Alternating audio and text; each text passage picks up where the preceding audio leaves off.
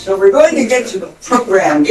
We have been, for 2 years, this is the calendar's part of it, we have been doing growing up in Nunda and Portage. Because it's so important that we record and gather this information so that future generations can understand what it was like growing up here in the 20th century. Okay?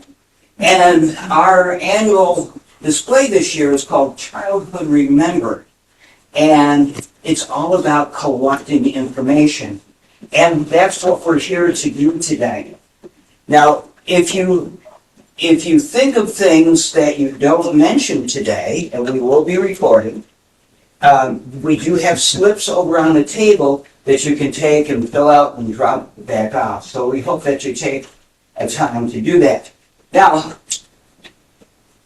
this is our second one. The first one was Memories of Nunda, Childhood Memories of Nunda. This one's Dalton. We're going to have Hunt. We're going to have Portageville. We're going to have Growing Up on the Farm and Tuscarora throughout the year. You'll see that in the schedule. And so we're experimenting on what's the best ways of doing this. And one of the ideas that we came up after the last one is we really need people, a person, who is connected strongly to the community, who can remember and has heard many of these stories, to be maybe the host or the guide in this. So we recruited our Tom Burr. That's because they couldn't find anybody else. No, we're very happy he's one of our members. And also, because we're recording it and doing this by Zoom, and we have several people with us from out of town, we needed technical help because I'm not that technical. And another member, Bob Gelser, has been handling all this, and we thank both of them for doing this today. And I'm going to turn this over to Tom Burr. Tom, take her away. So, Tom asked me to be the host of this, and to be honest with you, I'm comfortable doing this, but not comfortable doing this, just for a couple of reasons. I've grown up in Dalton most of my life, but Pretty good. for many years I lived in Cuba, but still spent summers here, so still have a strong connection to Dalton. And I have taken a little bit of history in a little bit of interest in history of Dalton over the last several years, most of my life. My grandfather was big into it, my father was big into it, and like to continue that tradition. So what I've put together is just kind of a whole bunch of photographs that we've had. Some that I've scanned, some are postcards from earlier years, early 1900s, some photographs from Neidra Smith, and some of the collection that she had, some that we captured from Facebook groups. I think one's from Jim Gelser, just several. Really don't want to spend time going over the pictures per se. I want to bring them up and just more to jog the memories of everybody. And then at that point, it really is up to you. I'm going to shut up, and I really want everybody to to talk about what they remember. That's the whole history of this, or the whole reason for this. So. And I tried to put a little bit of a description for most of the pictures. So does anybody remember this building here?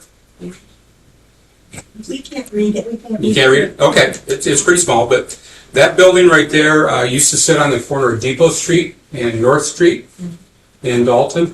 If you remember, Gene Christie lived in it for many, many years. That building actually is very, very old. It was very old until it burned.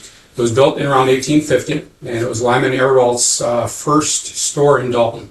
That was the first real store in Dalton.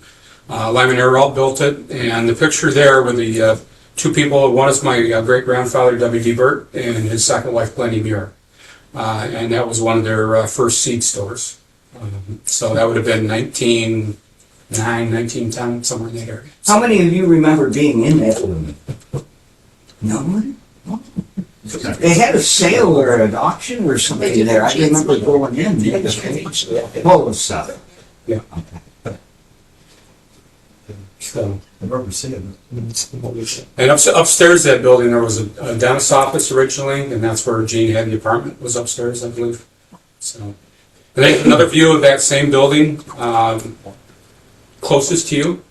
And then, actually, it doesn't look that way, but North Street runs between the two buildings, and then the second building is the Park Ranch, which was one of the hotels that St. Parker had built in Dalton. So, and that has a little bit of special meaning to me because my great-grandfather, great-great-grandfather actually owned it, and ran it for several years, and that's where Bird Seed Company was born. It's in that hotel. That's the whole concept of the company and seed business and everything came out of that place. So, and I'm doing so much talking, so I need your memories of any of these things. So, anybody remember that building being up before it was raised? And even if you don't remember it, some of you go back several generations in the area. Is there any stories that you've ever heard at the Parker House from people? Deidre, were you nodding there? No. Yeah. I remember my father talking about it, and passengers would get off the train and go across there and spend the night. But, Because it was close to the depot, right? Yes. the depot was right across the road. Yep. Yeah. Was there a bowling alley in that? Not that I've ever, A single lane.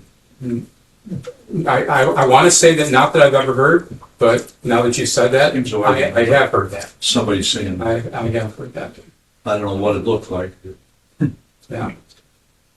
I know going through the Nunda News for several decades, there were a lot of happenings going on there, a lot of parties being held there and dinners and a lot of events. So yes, yep. So let's bring back any memories for anybody.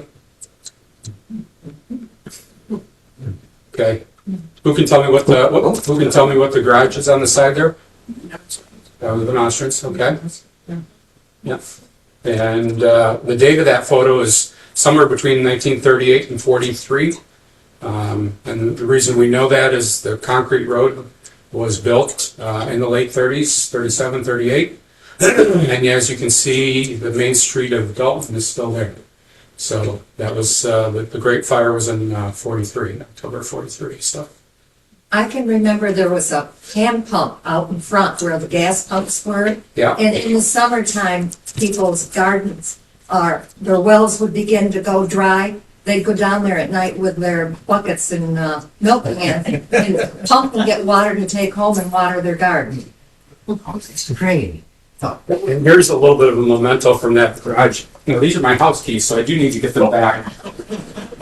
But I carried that key fob on my key ring for the last 50 years, probably 40 years. And that's something my grandfather gave me, and that was from Vernostran's garage. That's great. Is it? Okay. Although I don't remember Clinton, hardly at all. It was, I do know that my father used to say that he learned 90% of his mechanics from Clinton. Yeah. So he learned quite a bit there. Now I remember them from living just down the street from Grandpa and Grandpa.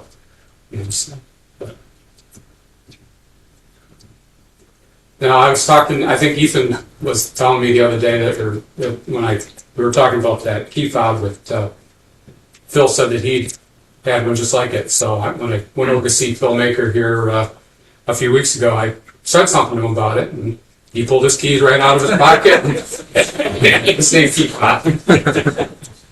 It's not really a fob; it's more of a key tag. But when times were simpler, if you lost your keys, you just dropped them in the mailbox, and they went back to buttons. So. Here's another photograph early on. It's from a postcard, 1907 to 1916. You know that just because of the way the postcards were manufactured and the way they were printed on the back. But again, that shows you early days of of Dalton Main Street with all the stores. It's kind of hard to see, and I apologize for people on the Zoom, but this is where Maker's store would have been. There's always a lot of confusion between the Ryan hardware store and the Maker hardware store. But Maker sat out behind what is now Bugman's, right next to it. And Ryan's store actually is where Carl Didas had his building, right at the end of Main Street. So You're seeing the picture. and these were all postcards from early 1900s, 1905, 1917, some of that area. Let's keep going. Yeah, then just go right through. Some more photos. I don't expect anybody in here to have direct memories of these things.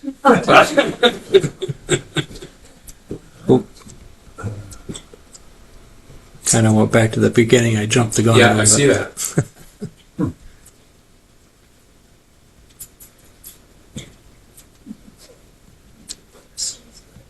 Okay. So the way I put the slideshow together, for lack of better reasons, but I kind of tried to do it chronologically. And then I broke it down into the history, some of the businesses, the churches a little bit, and some aerial photos, schools, and then just generalized things. So always a great interest of topic of interest is the Great Fire of '43, and here are some photographs of that. Does anybody have any stories about the fire? A lot of these things were passed down to people about how it happened and As an outsider of Dalton, was that if you're growing up in Dalton, did your generation know of this fire, that it had happened? And so, I mean, those stories came down. I have one story I can tell from my mother. On that day when the fire started, her parents, and she was living with them, lived where I do, next to the school, and the embers came up onto Church Street, and the women all grabbed their brooms and started, especially over in the cemetery, trying to knock down the embers. What men were left, of course, my father was one, he was in the service, men were not available in Dalton. So the women had to help fight the fires up on Church Street. And luckily, no building up there caught fire, but it was the women who were putting forth a great deal of effort. Good stuff. I think that Tip Smith told me that she was up above Dalton someplace picking up potatoes that day. Does that make sense? Is that possible? It would have been, because it was October. Yeah, Yeah. and I think she told me that that's where she was when this fire hit. I don't know how old she would have been. 43, she would have been probably 17, 18, just before she went in the service. Yeah, it was. Yeah, she went in just after that. My aunt was burned in that fire, Yeah. but she was farther down. She was where the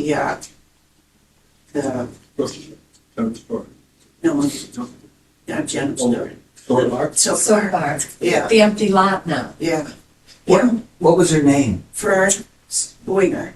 So she was the one that was down, actually, right in the building Yeah. that caught fire. Yeah. So, and for those that don't know, the fire was caused from them filling a kerosene tank up on the first floor of the building, and it overfilled, and then ran down through the floorboards, and then caught a boiler, the ignition source was the boiler down below, and then that caused the fire and explosion, and it went from there. A train brought loads of water from Hump, the water tank over there that they would fill the steam engines from. Yep. They loaded that up several times with water and brought it to Dalton, and then when it was empty, back they'd go to Hunt's. So that's where they got their water supply to fight the fire, but it did burn all of Main Street, so. And you'll see a whole lot of stock out here in the foreground of the photograph. There was a grocery store, the building that's gone right there, there was a grocery store that had just opened up. It was just opening up at the time. And when the fire started, everybody ran in and just started grabbing everything out of the store and took it across the road over to Chutes, what had been Chutes. And that's what you can see out on the road there. Now, if there's anybody who is on Zoom coming in, if you'd like to share, they can somehow contact and let us know. Turn on your mic and let us know that you have a story to share, okay? And I also have chat open Oh, okay. on my screen, so if they You can if they see have a it. message, I can Okay. have a chat. All right. So good. Okay. One last memory that I have, not of the fire directly, but story regarding it, was that the face of the print shop was covered in steel. The whole building was covered in steel. And Grandpa used to tell me that if you take that steel off the front of the building, all the wood on the front of the building is charred. Because that's how hot the fire was. It actually charred all the wood on the face of the building and on the east side. And but because it was covered in steel, it didn't burn. So that's why I didn't get over on that side.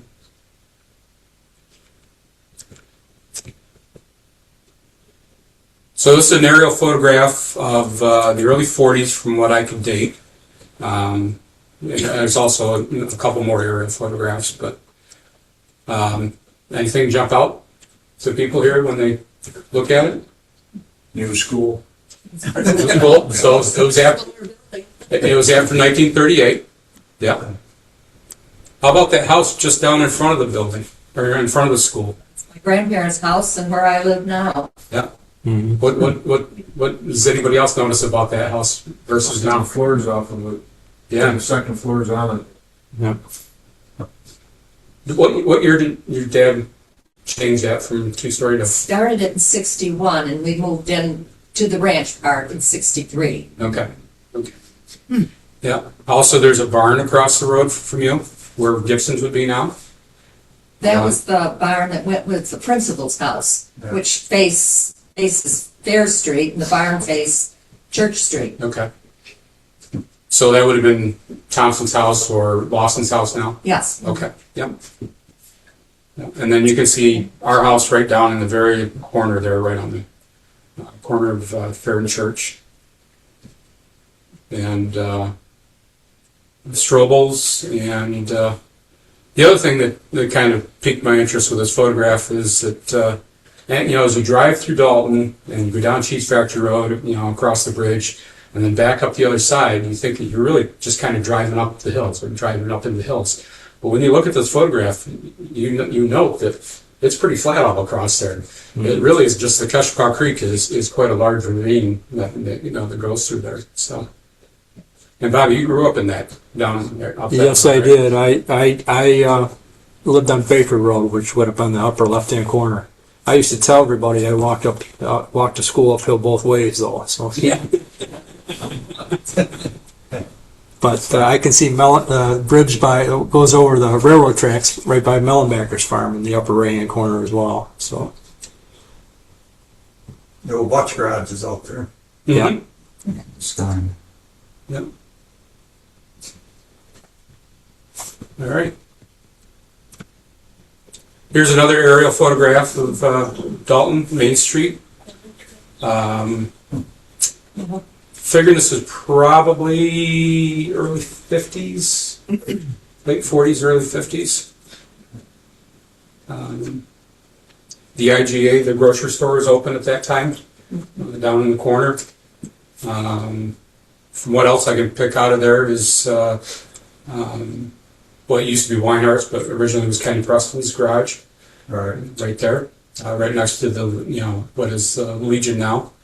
Awful lot of cars parked there, so maybe there was an event going on or something. Bugman's, the banking house is still there, obviously. Across the road is what most of us probably remember as Chutes, but I think at that time it was Eisman's, coal. That was their original coal office. And then the coal barns are out behind it. And then the print shop. And then you can still see the depot over on the side, so. Anybody have any memories of any of the buildings or businesses there. Was the IGA, did that become Sanford's Grocery in Dalton? I'll let Dale answer that. Well, that was my uncle's store. Was it? My father's first, him and his brother Adrian run it for quite a few years. Oh, Lean was in too. Lean Sanford, Adrian, and my dad Ward. And then they moved to Nunda in about 1950 and opened a store down there. Okay. Yeah, because I was preschool, but I remember going to that store, and what I remember even more vividly was that someone tried to to add oil to their car without shutting the motor off. The fire started. And I was preschool, but it was very scary. And somebody come out and threw a blanket over the man because he was on fire. So Dale, that was their original store then? Was that building there? Oh, I don't know. Okay. Because they had a store up near the post office too, later on. Yes, it was near a post office. Yeah, I think that was. And it was kind of, you parked went up to the store. I actually have a picture of the store when it was. The base of the roof, stairs in that building. Yeah. Northern Star. Mm-hmm. Yeah. That building at one point was Island A Smith's Bakery. Yeah. So that was their second location, was that big building right there. And then eventually Hesse Electric moved in there. So. We used to have street dances out in front of that store. I'll jump. This is Barb Ryan. I'll jump in on that as long as you mentioned the bakery, because my memory is that in maybe first grade, second grade, that would be a class trip, and we would go down and she would give us a slice of bread on that class trip. How field trips have changed. My class went too. Now, those are classes, elementary classes from Dalton School, right? Yeah, okay. So you walked, you didn't get on the bus? That's a good question. Pardon? That's a good question, because I don't actually remember from the school if we walked or if we took a bus.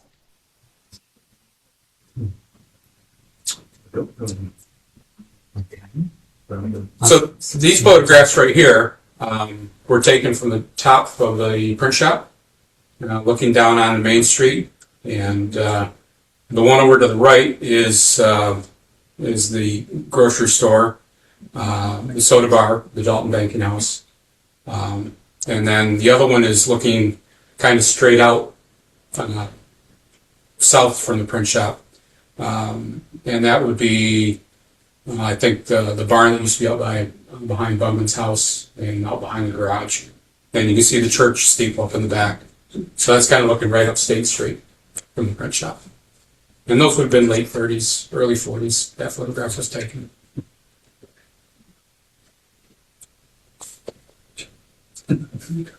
So if you grew up in Dalton, the saying was that if you drive down Main Street, there's always going to be a big black dog laying in the middle of the road. You got to drive around it. So for most of my life, I can always remember during the summertime, there was a dog laying in the middle of the road sunning itself, and everybody just knew enough to drive around it and take them on it. But this is a photograph that I had that the man standing out in the road was my father. So this would have been probably 41, late 30s, 41, 42, somewhere in that area. Dating in the cars. I like the fact that the Model A has it's hard to see, but it's got a wooden bed on the back side of it, converted into a truck. The store in behind of it would have been Eisman's coal office at the time, and then Ryan's store, Ryan's Hardware, down at the very end. And it's hard to see, but you can still see the gas pumps down there as well. Did that turn into Schultz's store? Didn't they have a restaurant or something? No. The restaurant actually turned, the Eisman's store actually turned into a restaurant. Turned into the Yeah, and then they built ended up being another building built to the left of it, and that was the store.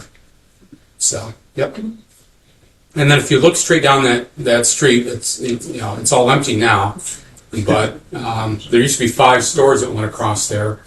They burned in 1917. And the original Dalton Enterprise, the post office, and a couple of other stores were also down through. This is Diane Ryan cutting in. Tom, did I hear you correctly that when you talked about that group of stores before, that Makers had a hardware? Makers had a hardware, but their store was just south of Bugman's Garage. Right. Yeah. So Makers Hardware and Ryan Hardware were in operation at the same time? You know what? I'm not sure. Maker's store burned in 1938, and so I think they were, because they would have been roughly the same time. Yes. Yeah, and it would have started as Lind Hardware too, our grandfather. So that would have come before Maker, depending on when Maker started, I guess. Yeah. And I almost want to say that Ryan store that you see in the photo was the second store, because I think the first one burned in the 1917 fire, because the post office was part of that store to begin with. So I think that was the second building. So.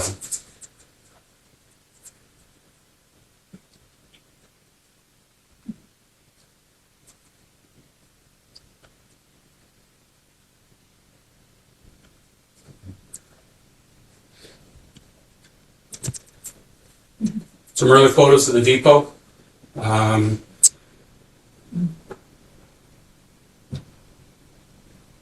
Not sure exactly what year, but probably between 1905, 1910, 1911, somewhere in that area.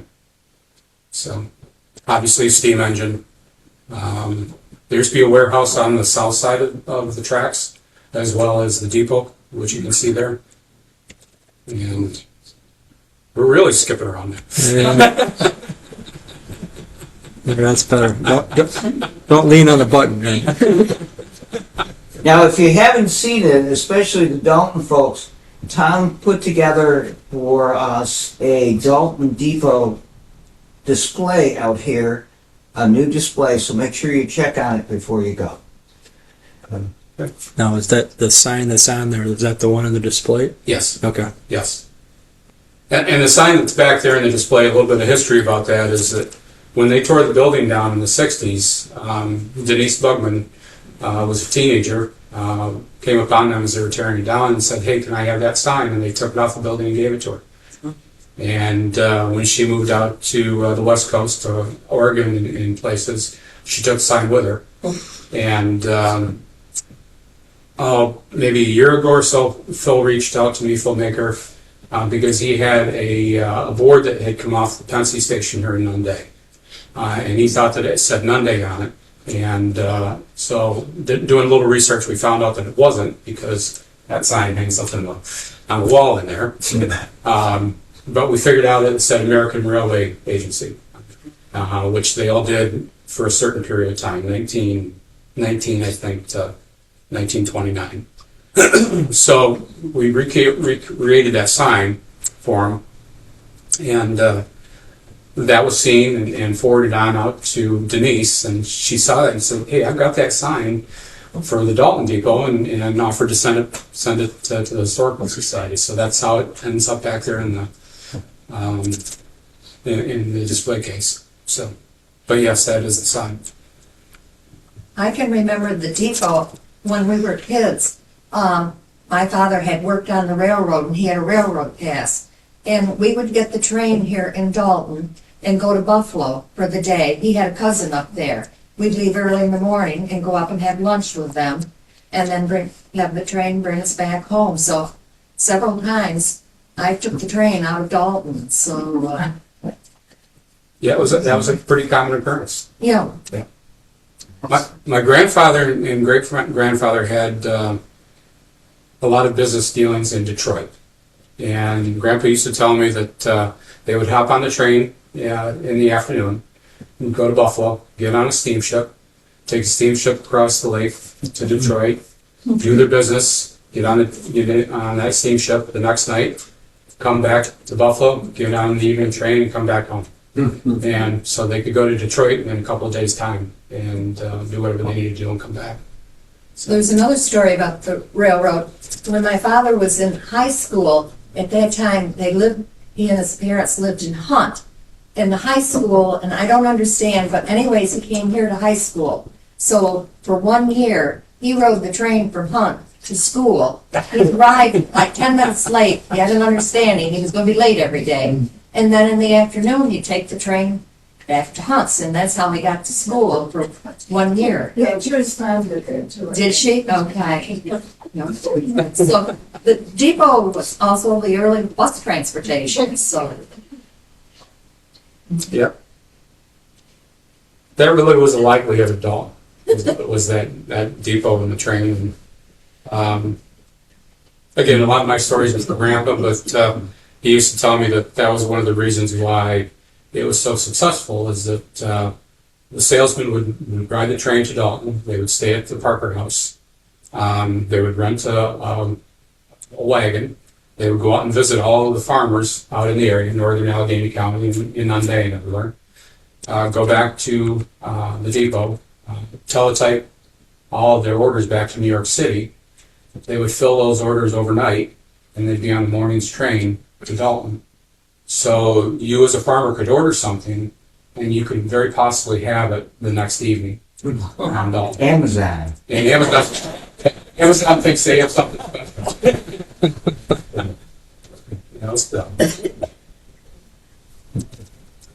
Here's another picture from 1914.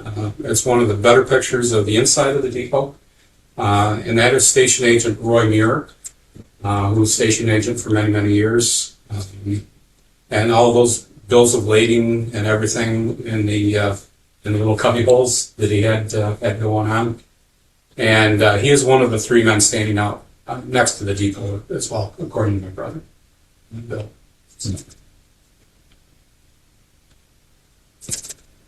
And some more pictures of it, Depot Street, another picture of the depot, and then that one was taken in the late 50s, the color photo was taken in the late 50s by my grandpa, but I have a slide of that. And then it was torn down in a few years after that.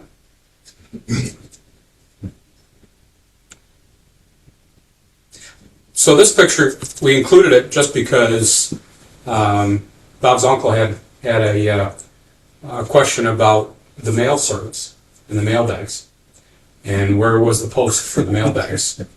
And it's kind of hard to see in this photograph. It's a little washed out, more so on this screen than anything else, but maybe you can use your pointer to point to Bob. But you'll see there's a little step right there and a little box, and then that white post right there is the mail post. And they would go out and hang the mail bag on that, and then the train going by would grab it and take the mail on to the next location and go through an errand. So. They weren't always successful. I remember some times the bag fall to the ground. Okay. So the question came up, where exactly was that in comparison to the depot itself? And by looking at several different photos, we realized that was actually out closer to Oakland Street. Crossing. Yeah, right at the crossing. So, yep. Then we move on to the tuna wreck. So we go from mail to tuna, but Now that's probably some memories from here. people should have memories of us, stories of us. A little kid. They soak them in the cans and put them in water, see if they leak. Then they bubble up. Then you didn't. Then you didn't use it. Now we would love to have a tuna can from the tuna wreck. So if anybody knows where Sherman buried or they got some in their cupboards, let us know. There's a lot of them. I still don't like tuna fish. So how many people had, had their cupboards filled with it? Well, after they were down there, they got a lot of them. Yeah. And the railroad encouraged it, what I understand. It was free cleanup. Yeah. So those were all destined to go to the A&P grocery stores. If I remember correctly. And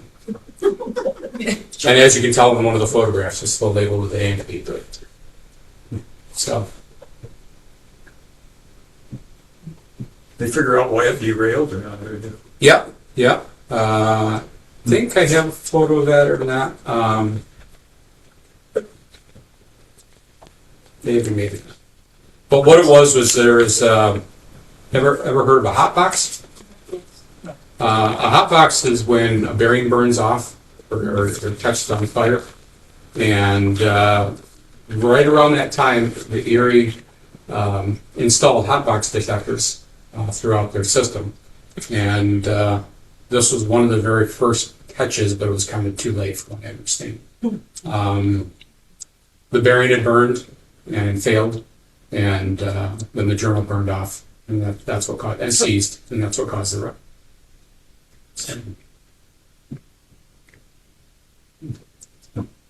So another couple photos of it, looking at kind of the recovery over on the side. Baker's Feed Mill was right in the one corner. That's my brother Bill right down, the little kid right there. That was taken from the front of Sanford store, right there. And then as you look down on this photograph on the left, you'll see the big pile of what looks like snow, but that was lime. And at least in my memory, as growing up as kids, that was the place where you rode your bicycle, and you get jumps off of it, and horrible to play in, but it was fun. So, and as you can see, Sanford store was in the corner, Mason's building, the post office, and then if you look over on Main Street, there you see the bus that is there. Can you show that on your? Yeah, maybe you can point on that. No, it's on the other. Is it on the other? Yeah, it's on the one to the left. Oh, down Yeah, here. Okay. that is an oddity. That is actually a U.S. postal mail bus. It's a traveling post office. Is what it was. So, not quite sure why it was there at that time. I don't know if it was there to support the cleanup efforts or the mail service. Probably the mail service more than anything else. They would park in here. They'd park next to the post office on 2nd Street when it came in, and we had pictures of them, the crowds of local people coming in and Using it. buying stamps and things like that, right next to the post office. Yeah. And that's a good photo of one of the storehouses that sat out there, kind of where the green building, or I guess it's gray now, Main Street storage building there.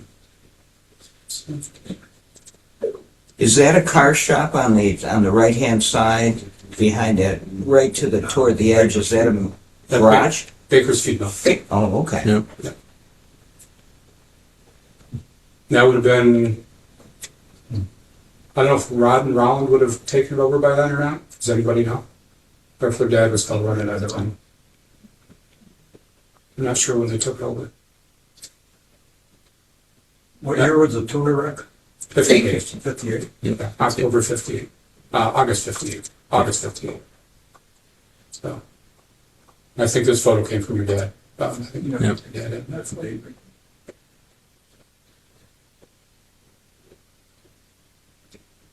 Shoots. So, when you look at the building, the taller building in the background, that was the store. They had a little coffee bar there in the front, and then the restaurant out on the side. And stories? One of those had a pool hall underneath. Did it? I can't. One of the two of them. I think it was shoe store. I'm sensing a pattern here. Pool ball, bowling alley.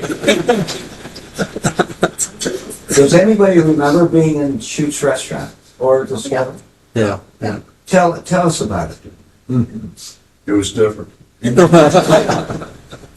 They had food fish fries Friday night. Nunda fish?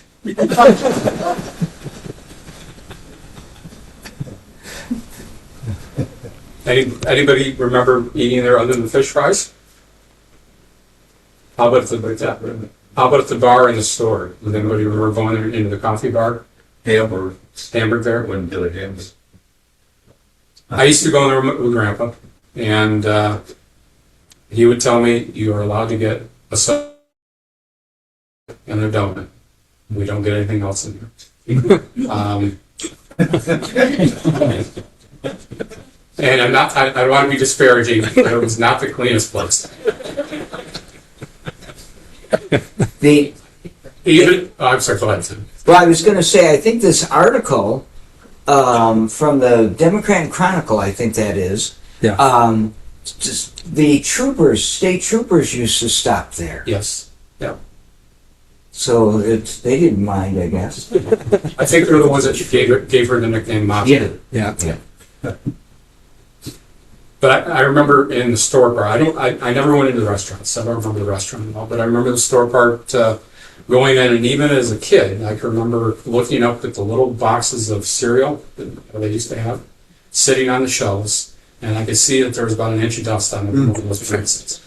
And the other thing that stuck in my mind after all these years is that if you remember that glass pelican or chicken or bird or whatever that was filled with red liquid, you know, that would go down and keep doing it. Do you remember that, Diane? You know what? That just brought a memory. I was thinking about the gum, the things, cards, Transylvania cards with gum. I used to buy those there, and you even got a poster sometimes in them. But yes, I think I do remember that. After all these years, that's what I remember. So, yep.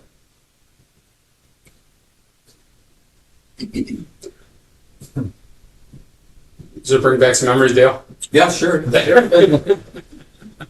So the picture on the left is the store when it was Sanford's. Yes. And then the picture on the right is when it was the General Store, the Dalton General Store. It's what? It was when it was the Dalton General Store, when Doug owned it later on. So the one on the right is in the 80s. The one on the left is, when did you say they moved down? 40s. 40s or 50s? Yeah, 40s. Okay. Is that when Judy and Dick owned it? Brogan owned it, where that. Yeah. I remember when he did take one. Yeah, I'm not sure. So I got an article about when they used to have toy tractor, like mainly gasoline, or I was just 2 years old.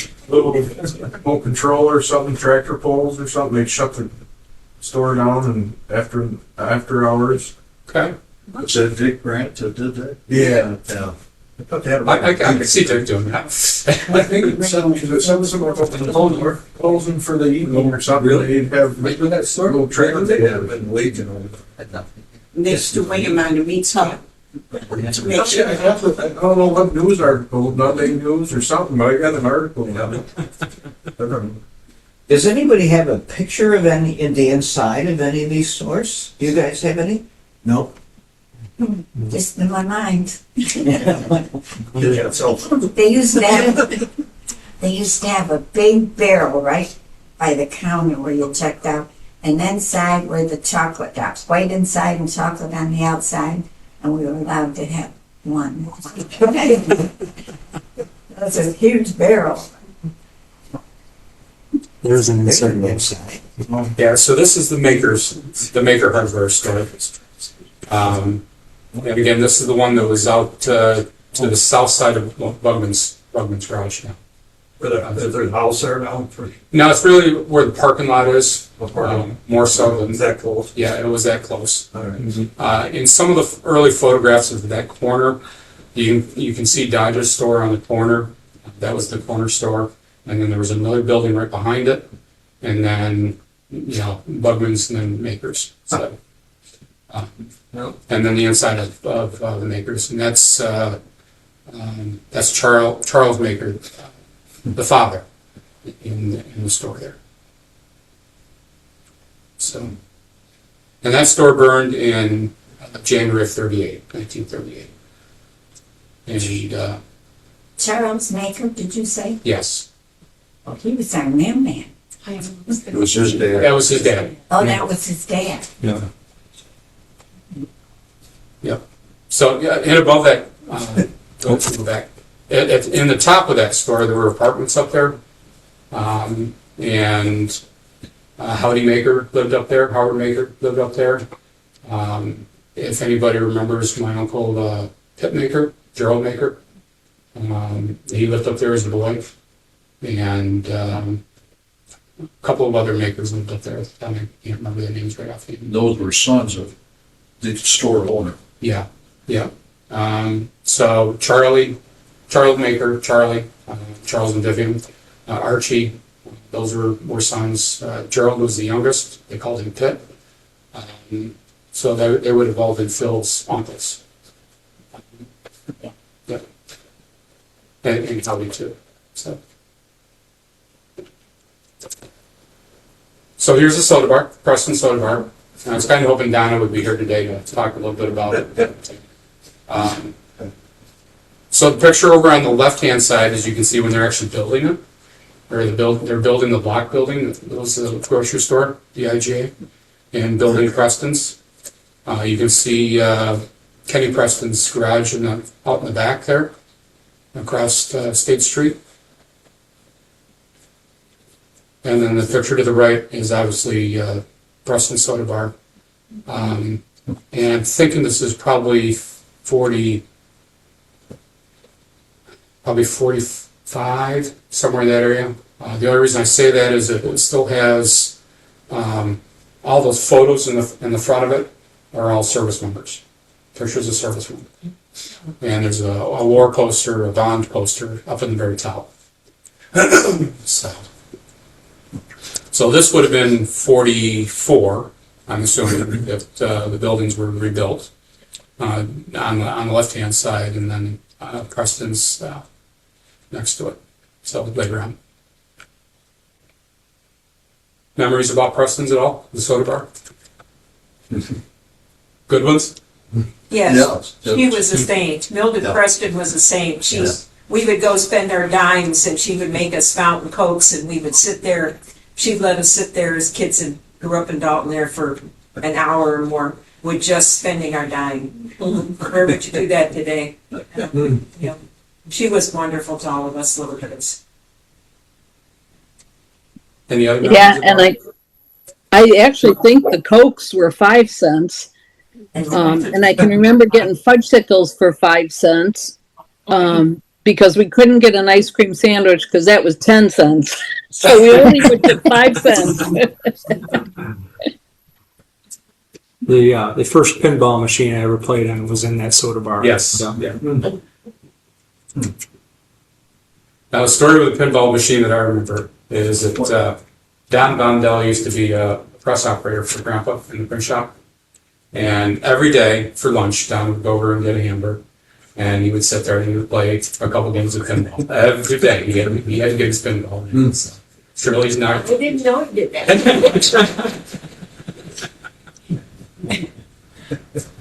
But as a kid, even at 4 years old and 5 years old, Grandma would send me down around lunchtime to go get Grandpa, and then we'd go across the street and have lunch, and burger and Coke. Yeah. The other story I have about Preston's is that Donna, my mother, actually was a waitress at Preston's, and Donna is the one that introduced her to my dad. So many years ago. About when did Preston's change hands or close? Anybody know? Early 70s, Yeah, it would have been the 70s. 74, 75, somewhere in that area. I think the banking house, the bar opened up in 77, I think, 77, 78. Anybody know the? Yeah, right around that time for the banking house. And so was there a time when it was nothing in between? I think it was vacant for just a little while. They combined barber shop next door with it too. Right. Yeah. Yeah. Something at the same time. Yeah.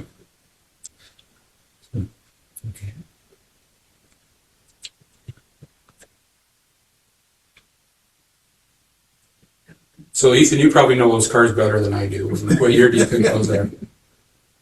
It was about 70, the one in the middle. Yeah, that Yeah. truck looks like the seventies something. Yeah. Yeah. GMC, I think, maybe. Yeah, the feed mill used the old bakery building for a while during that time. Well, isn't it the one building on the right? Wasn't that a barber shop? Yes. Yes, it was a barber shop. That was the original bank too, the Dalton Bank House. The original bank, Dalton Banking House, before it became a restaurant. Who lived in that house that you see at the far left, back away from the road? That's Dana Rathburn's house. Rathbun's house now, and that's the original settler to Dalton. Am I in the wrong place for Susie Baker? No, that was Susie Baker's house. That was Baker's. That's correct. But the original owner was Max. Original settler in Dalton was Max, and I can't think of his last name, but that was where the house was built. Okay. But yeah, that was Susie Baker's house. Yep.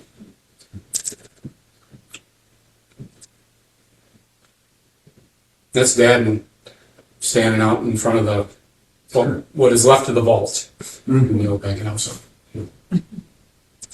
Torn down in 2000.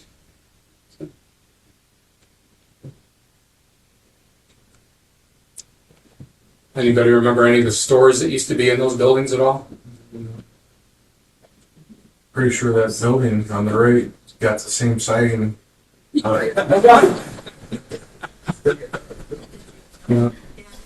Didn't Delbert Shoot have part of that?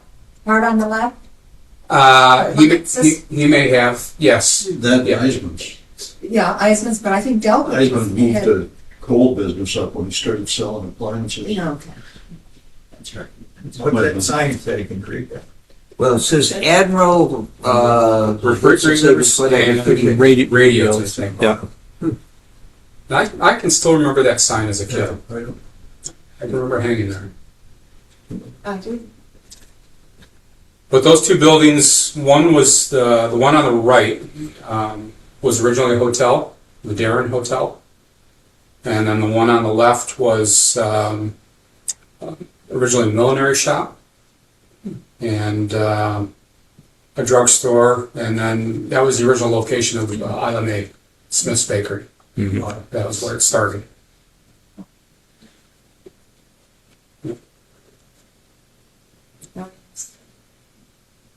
Baker Street. And this was taken, when do you think, anybody have an idea on when that was taken? Maybe 70 or so. Yeah, I think 70s. Toward the end.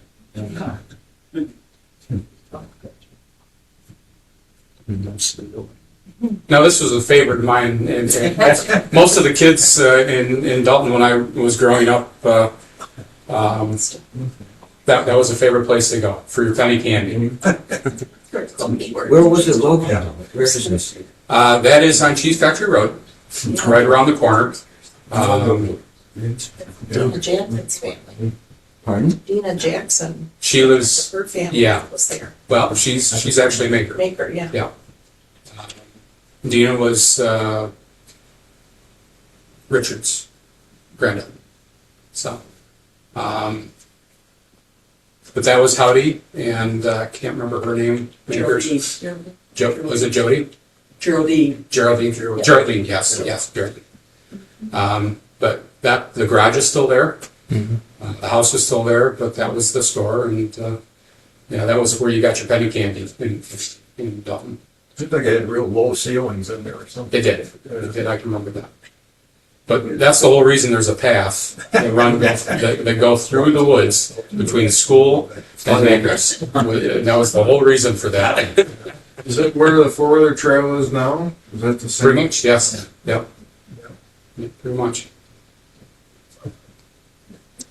But they used to, I can remember them having, the freezers, the floor freezers with the ice cream in it, candy and sodas. And, Is that in the town of Portage or was that in? Town Portage. Yeah. Over the lines where they can sell there. Yeah. You did start to deal with it. Picket line. Mm-hmm. Yep. And I'm not sure when they closed. Probably mid-70s. Yeah, some. Sounds better. I store it down there, you get milk Yes. for the kids. Meat supper. Any other memories of different stores and things in Dalton? I'm doing an awful lot of talking here. We got a postcard when we redid our house. When they took all the walls out of the house, there were things in the walls. But one of them that had fallen down and was a postcard from 1917 that was addressed to his great-grandfather. And it was from Pontiac, Michigan. Okay. And it was for him to drive a brand new 1917 car from a Dalton dealership. That's something to look into. Was it Dalton? We're Dalton, Georgia, right? Well, we're named after Dalton. No, but I wonder if that was something to do with that. I'm trying to remember where a dealership would have been.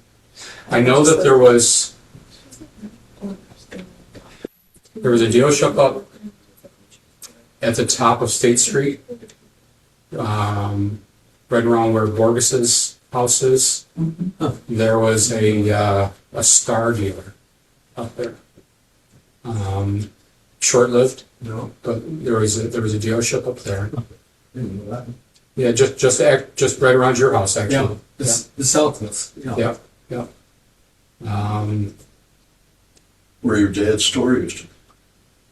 Yeah, somewhere. I think it's actually closer to Dale's house, to their house. But I'd have to go back and look exactly. But that was the only. Address, it just, because everybody knew where everything was. But it was to his great-grandfather, and he was able to go drive testing for him in 1917, the dealership in Dalton. You didn't need to have an address in Dalton. You used to get. I can remember my Aunt Happy, Lillian Bryant, used to get mail all the time addressed to Aunt Happy, Dalton, New York, and that was perfectly fine. Everybody knew who that was and where to send it to. Same thing with tips. Stuff like that. We still get mail to Uncle John and Sandy. Yeah. In Parker Road, Hot Yard. No last name, just Uncle John and Sandy. It's been several years, but I used to get mail for Burke Seed Company. It's only been closed for 80 years. I think 80 years. So some Memorial Day parades. We used to have a lot of parades that we don't have anymore.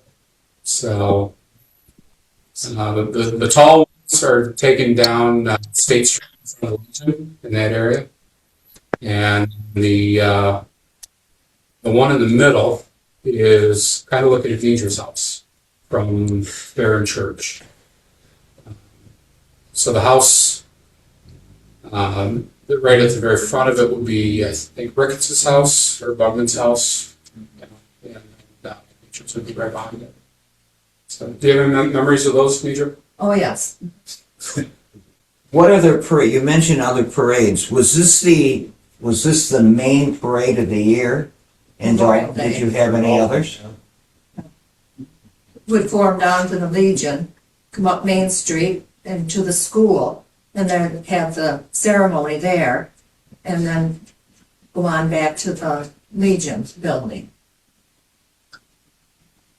The school band performed every year, and there would be a couple fire trucks, the scouts, the military people. It was, for a little town, it was quite a thing. The kids always looked forward to it, so they could march along too. Yep. Mm-hmm. When did they stop doing that? Do you remember? No, I don't. sort of like basically, I guess when the elementary didn't have much of a band. And they just did and then they moved the ceremony from the school down to the park by the railroad. Right.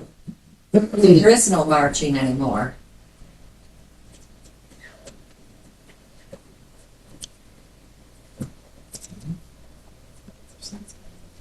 Here's the marching band. And these photos are part of Nature's collection. Oh, that's wonderful. So that'd be from 1949.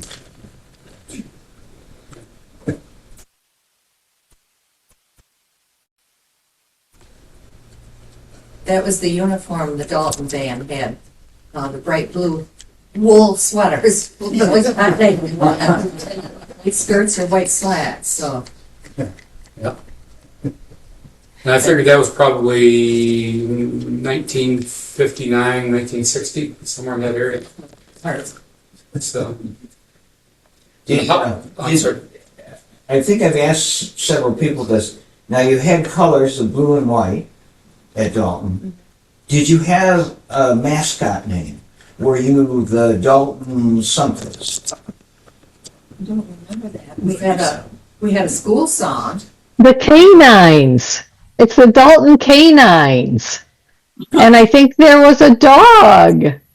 You're serious? The canines? Yes, K-9. They were, because it went K to 9. I'm pretty sure. I don't remember that at all. No. Oh, that's neat. Thank you for checking into that. Thank you. This could be totally misleading information. Let me just say that. Well, if you didn't have a mascot, you have one now. Right. So this picture is also one of Nature's as well. But that's probably one of the last pictures of the Dalton Union School. So this would have been taken in 1938, just as they switched over to the new Dalton Central School. So, and that picture is kind of taken from probably out in front of Teresa and Leroy Wood's house, looking northwest. So as you look there, you can see only one door in the middle. And if you remember looking at the front of that building, there was actually two doors. One on the north side and one on the south side. And I don't know that for sure, but maybe you guys can confirm this, but I was told that, as in most schoolhouses back then, they had two doors. One was for the girls, one was for boys. Center. So they each had their own entrance. Is that right on the corner? Where Michelle Wood's house is? Yes. Yeah. And then this is actually a second building on the left-hand side of that. And that was actually a gymnasium that had been built later on. And I'm not sure the year, but I think it was right around 1900 or so, that the state ed department came out and said that every school had to have a phys ed program. So Dalton built a little gymnasium to go there. And looking out behind there, you can see the cemetery out in back of it just a little bit. Yeah. And to the right, you can still see the barn that stands at Rich's house. So, and I think that's a 37 Ford right there. So it would have been, somebody had tried to be at the school. So, and one more question that I have for that. Maybe somebody can answer this for me. Do you remember when that was torn down? That building? Does anybody? Does anybody remember seeing that building, Lon? Yeah, Didas tore it down when he built that house. Well, I know Dad owned the property, and Dad sold the property to Ronnie Adams. Yeah. And Ronnie is the one that had the house built. Ronnie was working for Carl. Okay. A lot more to that. Yes. That's that time frame. So that makes sense. So 62, somewhere in that area. 62, 63. Yeah. They put a trailer on there for a while, I remember. Yeah. Mobile home. Big silver one. I have a photo of that. And then they were in the house in 64, I know that. So probably around 63 or so. When they tore it down, they left one set of the cement steps out there. And I remember as kids, we used to go sit there or jump off the step. We'd play around that set of cement steps, but the building was gone. Okay. And a lot of the celery is still, Yeah. still, A lot of history in that building. yeah. A lot of history. Those are the lights you can see inside, rather, For mileage. the school lights. There's, I'm not there sure. must be something, you mean in the window itself? Yeah, that's what I've been trying to figure out. Yeah, that is actually. It's quite possible. It's quite possible. Where they're standing. Right, right. They're not reflections because they're all different angles. Yeah, And you're not looking through to other windows. that's right. Makes perfect sense. It's interesting that that gymnasium that they build is all windows. That must have been good Yeah. for playing ball. Yep.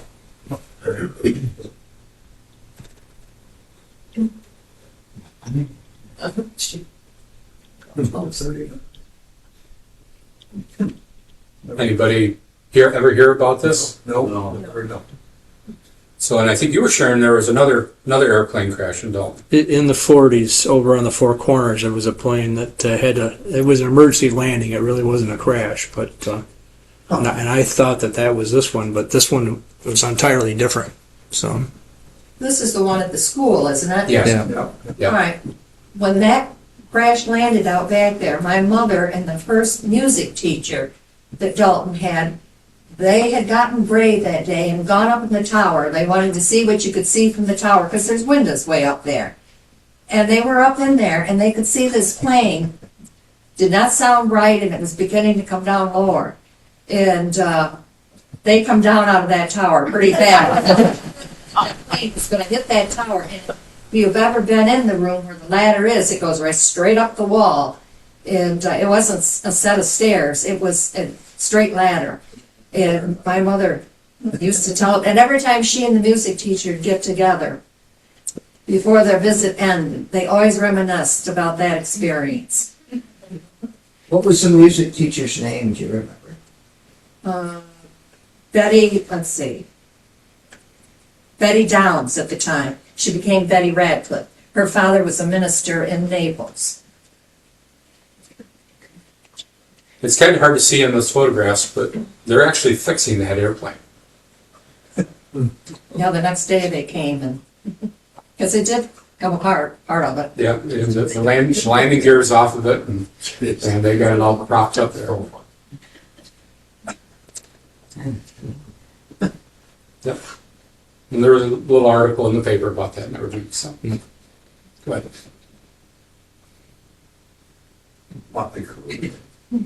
Some familiar faces to anyone? Can you read the things to them? The name? Okay, it looks like the basketball players are Wood, Preston, Damon, Ludwig, Orton, Ellis, and Coburn. And then the cheerleaders, it looks like are Bentley, Boanger, Orton, Maker, Rickards, and Sanford. They got a year. So 50, 52. Yeah, 51, 52. So Warren Wood over on the, all the way over on the left. And then, I'm assuming Kenny Preston. Yeah, That would be my assumption. Yeah, that was Kenny. And Dio Damon. And Ludwig, would that be you? I'm No. just joking. Wonder if that was Jim? I'm not sure. I Yeah. don't know. Yeah, it might have been. And I'm not sure which Orton that would be. Richard, maybe. It wouldn't be that the ages wouldn't be right. Right. So, and then my uncle, Walt Ellis. I don't know if anybody remembers Walt Ellis. He would have been my mom's younger brother. And then, I'm not sure about the Coburn. It says the lady's name is Smith. Nidra, would that have been a relation to you? No. Okay. And then ones I pick out of the middle there is the fourth girl over from the left would be Janice Orton. Right. Janice Maker. So it'd be Janice Orton.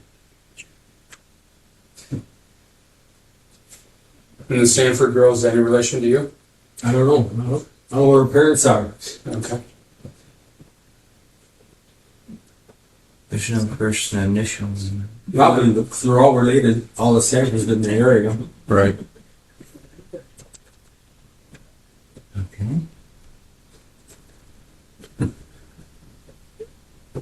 Oh, that's Terry Lowell there, so that's got to be early. Must be the JV team there. Yeah, that's got to be early Did '50s. you guys see the names? So I'll read them off. There's, in the back, it's Fred Lisner, Linda Fox, Laura Boinger, Connie Schneider, Connie Lowell, Peg Hall, Donna Coburn, Elaine Nash, Patty O'Connell, Yeah. June Smith. Oh, that's the person, that's the Smith in that other picture. The teacher. She became June Stamp then. June Stamp? Okay. Okay. And then the boys down on the bottom, Willie Sanford, Arnie Thompson, Yeah. Lowell Gibson, Yeah. Bob Bentley, Terry Lowell, it's easy to pick him out, Clarence Bogardus, Dio Damon, and Bruce Maker. Okay.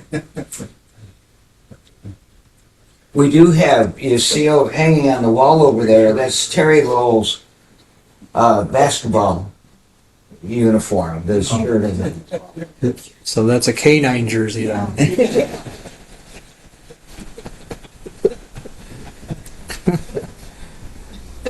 Diane, we're going to put your theory to a test here.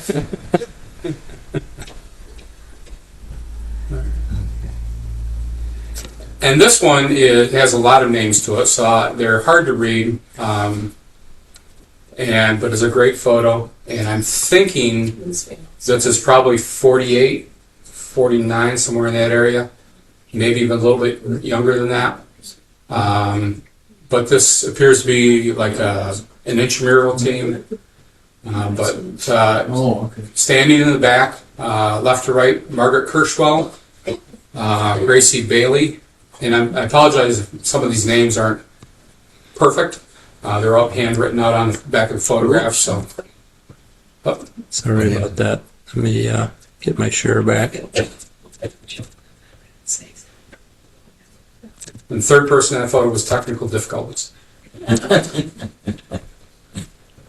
The Liz Van Ostrom is Liz Russell. Yes. That's the Van Russell. There. So, Margaret Kirschwell, Gracie Bailey, Mar Knight, I'm assuming Marge Knight, but I'm not sure. Mavis Raleigh, Liz Van Ostrom, Liz Russell. Annalie Hark, and then my mom, Elnor's. She's the short one in all of those standing girls right there. Eleanor Ellis, Jade Garenbacher, Helen Eisman, Evan Rowley, and she's the one that's holding the ball. Carolyn Kingsley, Lois Clark, Dolores Bugman, Dolores Ditas, she's the third girl standing over on the right-hand side, dark hair, dark blouse.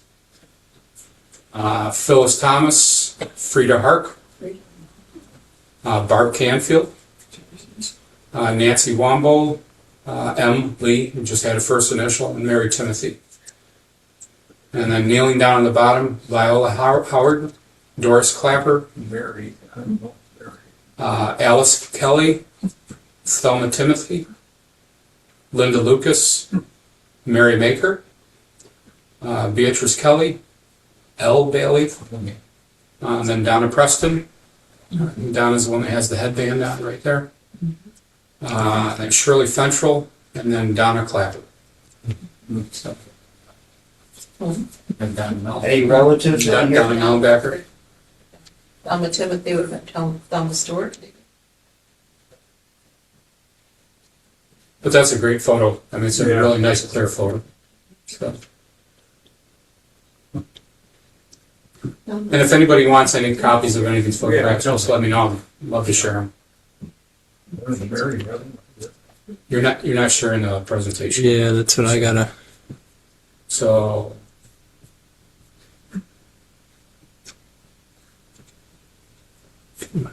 all the way to the left.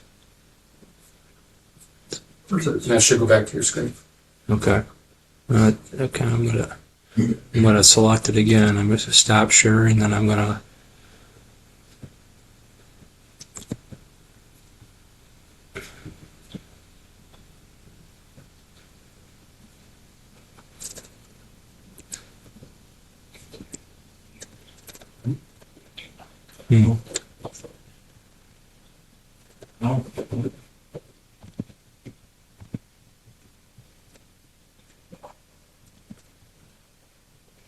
Back to Zoom.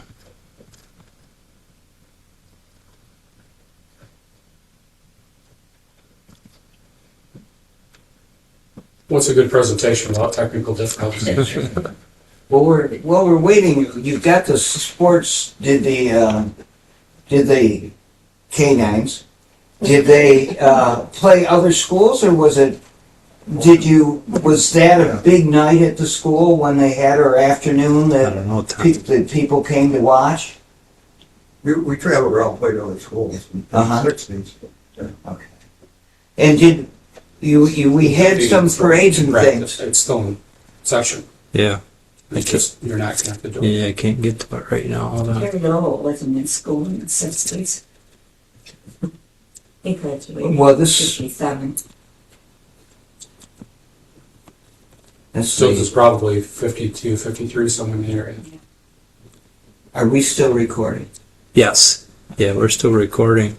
Well, I guess the question while we wait, what other events would take place during the year on an annual basis or quasi-annual that folks in Dalton would come out to? Were there like a church event? Other holidays that you remember having? Dances? At the GAR hall? They had square dances at the school. Square dances at the school? Down on Main Street, they had square dances. On Main Street? Yeah. Okay. We used to have a minstrel show at the school up on the stage. Okay. Oh, yeah. Yeah. Now, that would bring the whole community together. Yeah. Right. What about church socials or anything like that? Yeah, the Methodist church, lots of dinners, and then there would be like craft things around Christmas time there in the basement of the Methodist church. Bizarre. We always had Bible school in the summertime. Vacation Bible School. Which seems, according to that picture that we have, was quite popular. There's a lot of kids. I've got a couple slides of the VBS. I mean, some of the things going on there. Okay. One of the things I remember from that is filmmaker would take all the boys over to his house, and we all made something, a birdhouse one year or something. You know, another year we make something. So it's pretty special. Dalton for years Still had not in seeing it. September Old Home Days on a Sunday, potluck dinner down at the Legion, and people that had used to live in Dalton and moved away came back, and we got to visit and catch up and everything. But that was an annual event until, I don't know, 15 years ago, 20 years ago. Because I'm It was a big day. We filled the hall. I must be out. It says I'm screen sharing. It says I'm screen sharing. Who held that up? Was it just a group of, Maybe I'll try picking another was there screen just a here. group of people, a committee that organized that each year? Just some local people? Yeah, yeah. Let me try this one. There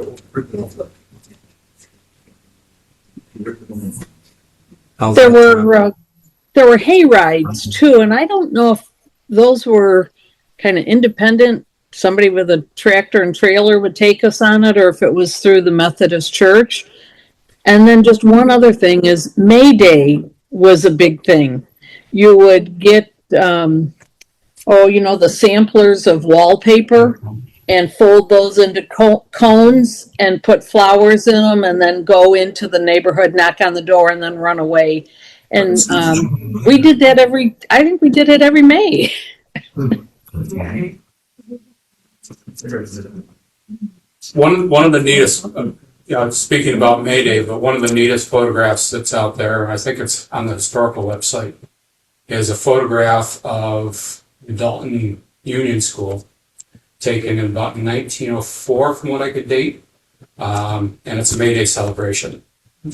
And the kids are hanging out the window. They're sitting on the windowsill. They're all playing out in the yard. Smoking cigarette. And I don't know about smoking cigarettes, but it's a beautiful, large photograph of school and the kids at that time. So, from what I could date, 1904, Yeah, 1905. that would be all right. That's from a glass plate negative that James Scriber shared with us. Okay, yeah. So, I'm thinking that, I keep asking myself if Grandpa would have been in that photograph, he would have been about 3 or 4 at the time. So, so moving on to a couple other school photographs people might remember. The nurse's office in the Dalton School, and the dentist chair, and the fluoride treatments, and all those things that happen there. Okay, so. Who's the nurse there at the desk? Do we know? From here, it looks like Lorna Fox, but I'm not sure that it is. She was for years. She was there for years as a school nurse, yeah. I was going to say Mrs. Fox too. She looked, right? She was thin like that. She wore her hair like that, as I remember. Everybody remember eating lunch at their desk Yes. Yes. in the school? Just in the principal's office for me.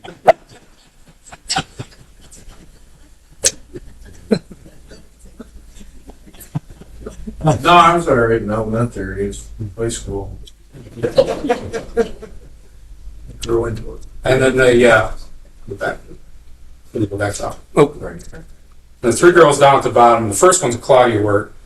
All I have is first names for the second and third, Rhonda and Laura. So, Yes? So I voted. I think your sister's. Is that the fireplace? in the old that is the fireplace. I was hoping somebody would pick that up. No. Everybody remember the fireplace in The kindergarten. kindergarten room? Boy, that's Now my story is that, I came up here during the summer for Bible school and stay with Grandma and Grandpa, but my mom got sick in '69 and I came up and lived with them for a year. And so I went to kindergarten here. And in that room, and I can remember that fireplace, and the teachers used to have a table right in front of it. And that's where we ate, our lunch there. And I can remember each week they would pick a child, and that child would go up and sit at the table with the teachers, and that whole week was spent on learning etiquette and table manners and everything like that. Anybody else have any memories like that? In the kindergarten room, or? It was specially decorated fireplace and always had the Christmas tree there at Christmas time. I remember that aspect of it. Even in that photograph, the books up there are about manners. You can see. The other thing I remember about that room is, remember the big cardboard building bricks that they had? Yes. Yeah. Yes, I definitely remember those. They were huge, to a kid, they were huge. But you could build a whole house out of them over in the corner. Mrs. Tracy. Yes. Right? For years. She played the piano. And I do remember one time being after school and she was playing I guess I don't remember the piano other than that, except sometimes I think you would sit next to her when you were learning when you were showing what numbers you could count, or how far you could count or something. Does anyone remember a piano in there? Vaguely, I remember. Yeah, do you remember one? I think I have a photograph of it. Yeah, I do. An upright piano. Yeah, I do remember that.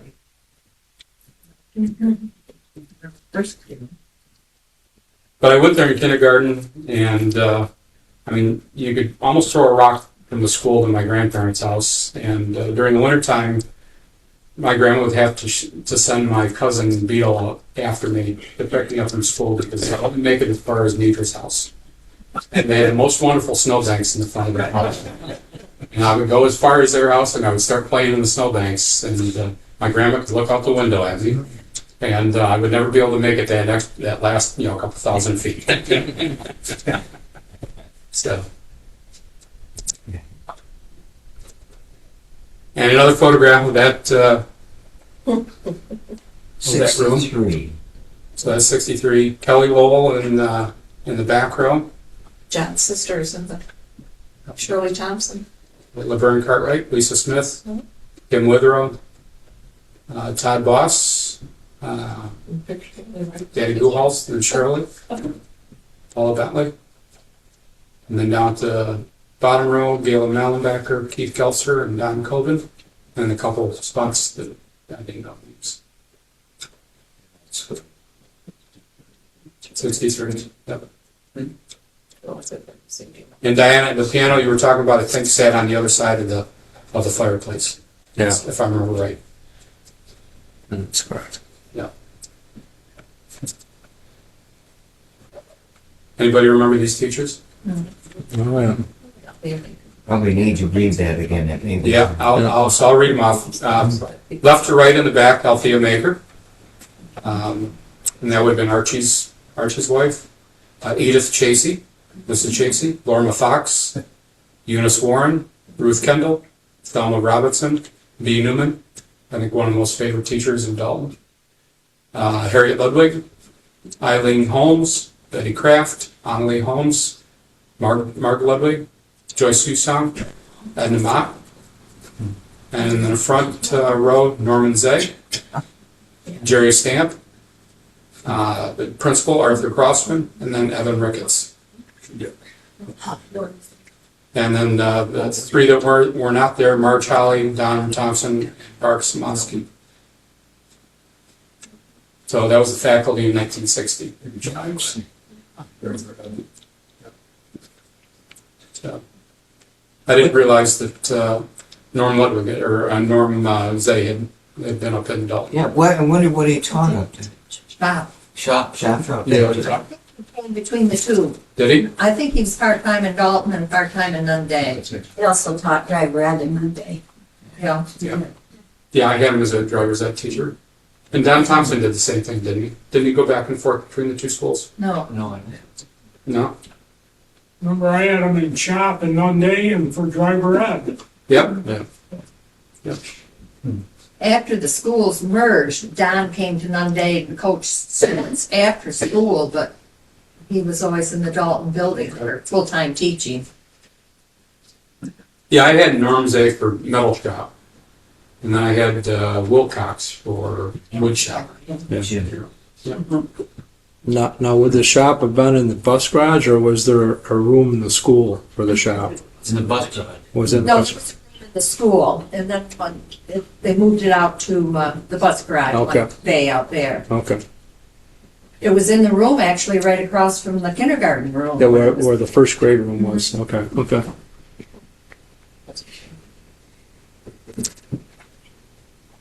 One of the things that would be of interest to the Historical Society for you people who went to Dalton, whatever year, if you could lay out the floors that you had, it would be basically the two main floors, right? Mm-hmm. And where the different classes and things were. We have some sketches and things for the Nunda School, but we don't have for Dalton, so that would be good.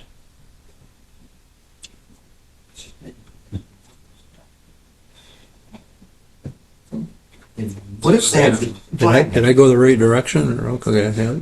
Yes. So. That flag says Dalton, I think. On It does. Yep. Is it a school flag? Yeah. But I don't see the K9 on it.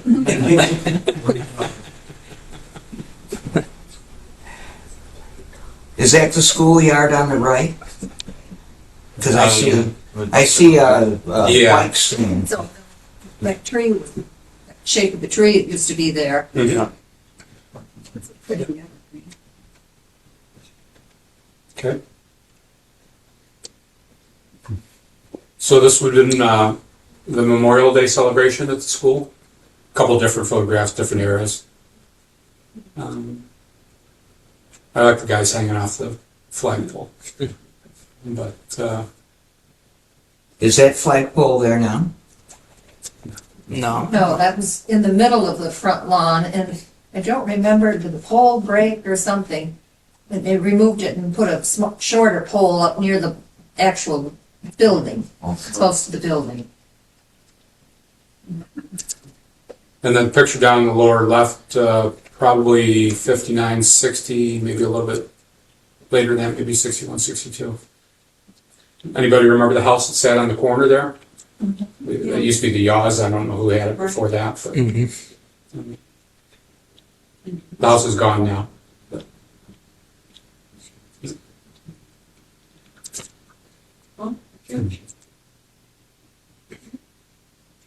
It's hard to see on that screen, but there's a good number of people in that church photo.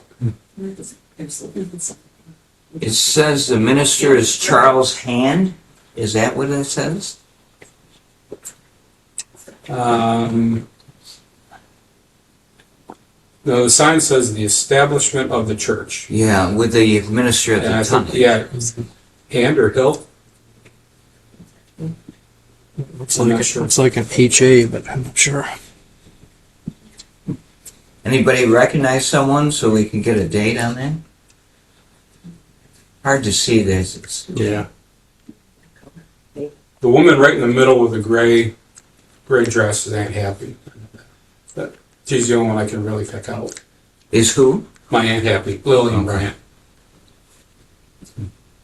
So you have to understand in my family that my grandmother was young when I went by her name. Everybody else had nicknames.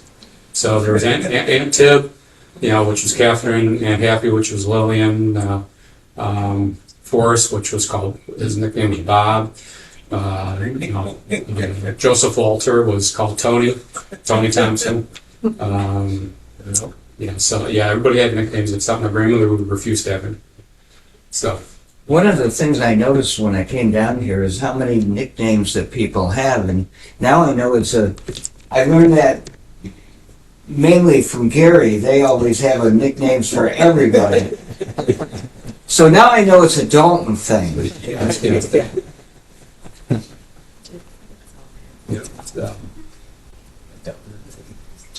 Here's a picture from VBS, Vacation Bible School. So this was 73.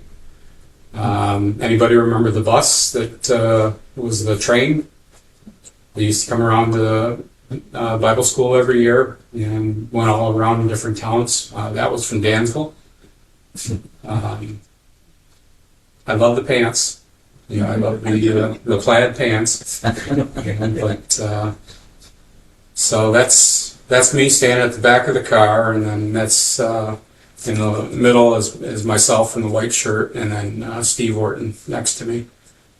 And then the girl in the dress next to me, I think, was my cousin Beagle. So this is the next one is not Vacation Bible School. So Darlene Coburn, Esther Schmid, Charles Jeffrey, Valerie Shute, Carol Griffith, an unknown person, and then Carol Schmid. So. Anybody know any of those people? Yeah.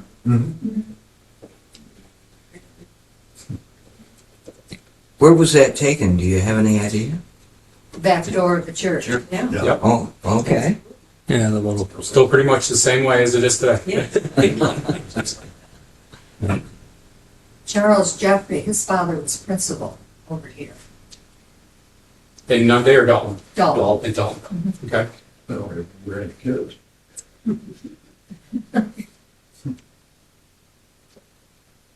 David. Another picture of him. Esther Schmid, Charles Jeffrey Jr., Carol Griffith, David Clute, Carol Schmid. Dave, cool. Yeah. Yes, that person. Look at that little basket that she's carrying. Is that a purse? Oh, that's cute. Oh,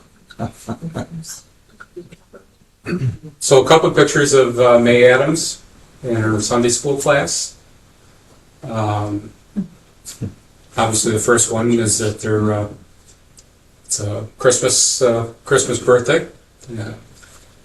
And her class, and I'm not sure exactly who is the other woman in with her. May is the one standing up in the corner. It might be Mary Van Osten, because I think I remember seeing this picture. Okay. I think it was Mary. Was that Mary? Okay.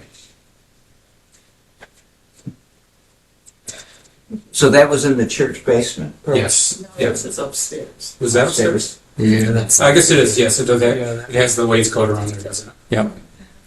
I just always remember, Sunday school class always down cellar, always down in the basement. Maybe that's just because they wanted to put me down there.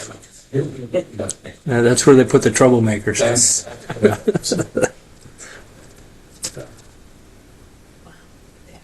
Oh, there's that. the one on the right is a postcard that's actually on the Livingston County website right now. Views around different towns. Postcard is not a real great image, even on the county website. And that postcard was printed in Buffalo, that series. I'm trying to get more information on it because that's the same company that made that is the one that printed the colored photograph of the Parker House.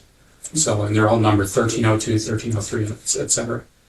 And then that's the original, or an original picture of the house. That anybody know where that house is? On Oakland Street. Yeah. Tib Smith. Yeah. That was Tib's house. There's something, I've seen this picture before, and this is a wonderful picture, and it shows something you seldom see when they took pictures of houses. Do you see it to the right in the neighbor's yard, probably? The outhouse, yeah. Photographers didn't seem to include that all. Funny story about outhouses, I still have mine. You have yours? Yes. The outhouse for our house is in the back corner of my garage. And it had its own little doorway into the corner. And I can remember my dad telling me the story and my grandma telling me the story. And the dad went out there as a kid, and grandma totally forgot that he was out there. So he was out there screaming his head off, saying, "Grandma, I'm done. Grandma, I'm done." And she totally forgot about it. Oh. I'm glad to know that, because our history rooms in Dalton, maybe that'd be a good field trip. Well, it's not functioning. It's still there. Yes, it's still there. Yep. Well, I gotta get a picture of that. It's just a hole in the floor. Yeah, so that's okay. So there's a remodeling of Major's house.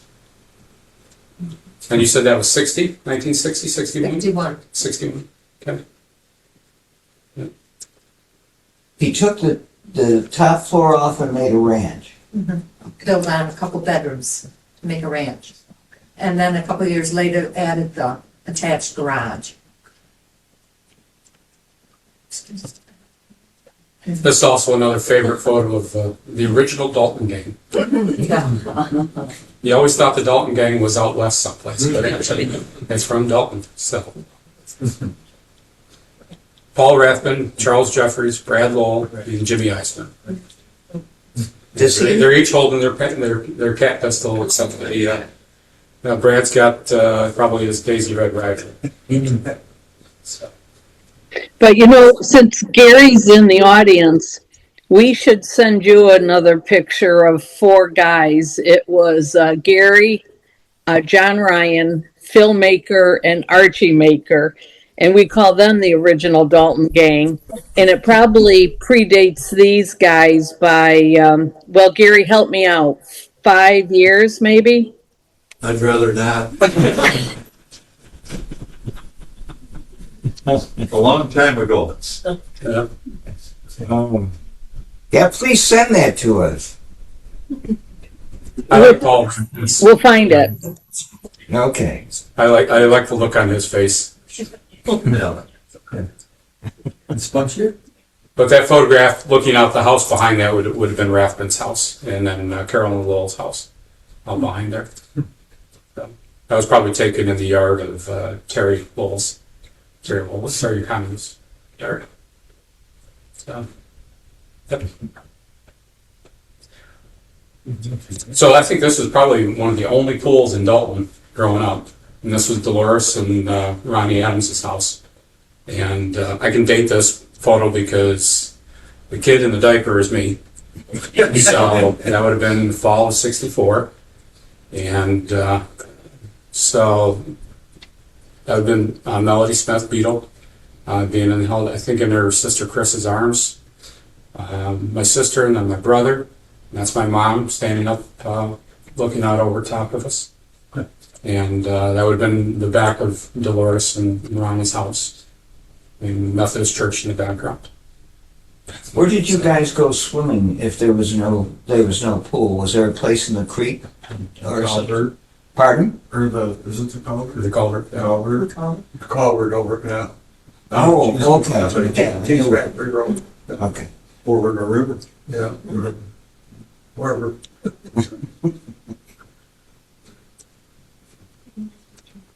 Couple of other just snapshots. Picture of Vinnie Adams. And he would have been just out in front of, I'm thinking Jim Forster and Pat Forster's house, or, in Van Ostra's house, somewhere in that area. As I can see Eisman's house down there, and The same siding on it, Right. What's that? Probably the same siding. I think it is. So. Then the other picture to the right is the kid with a really goofy looking face is me. And then Steve Orton next to me. And that would have been Steve's bike. So moving on up in years a little bit, this is when they were building on to the Dalton School. Or a little after that, I think. Would that be the 70s? Yeah, from what I could see. Yeah, it would have been 70, 71. Yeah. At that time, if you go back, at that time, the art room had already been moved out there. Do you remember when that got moved out there? Do you remember where it originally was? Right at the end of the school. Okay, but Yeah. they had a building right at the very end. That steel building out there used to be right at, Because diamonds are. right there. Now, I think that was the art room. And, Yeah.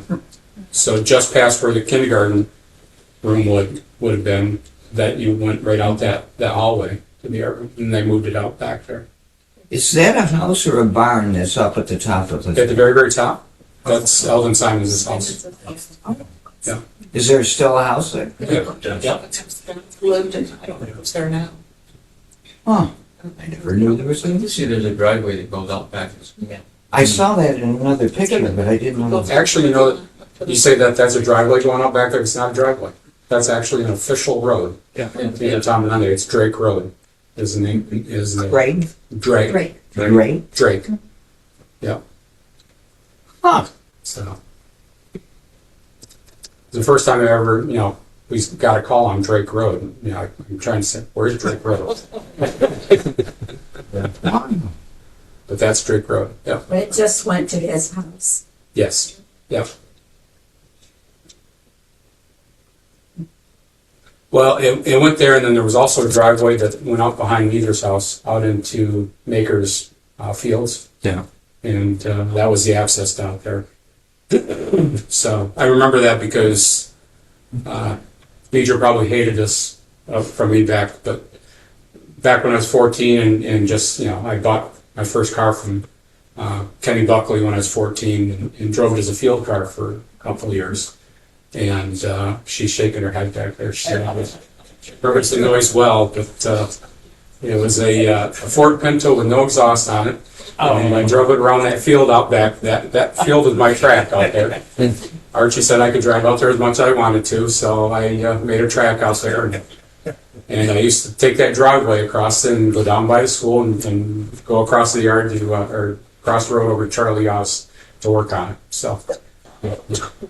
I'm laughing because I remember another time somebody, one of Phil Maker's nephews, he was out there learning to drive, and he got going a little too fast, and of course, it was fall, the corn had grown up, he lost it, and he knocked over several stalks of corn. And his dad got out, the two of them, they thought they could stand the corn up. I still laugh at that. No, the corn wouldn't stay up. No, I think this is interesting. When they originally built the school, I'd have to get the map out, but I believe the school was all in the town of Nunda. But when they put the addition on, the addition was on the town of Portage, and the main school's in the town of Nunda. So never knew that growing up until just recently I looked at that. That line must go right through. Yeah. It does. There you go down the road, Tom. That would have been me. Except my little four-cylinder pistol didn't sound like Yeah, that's that. what it's not gonna be.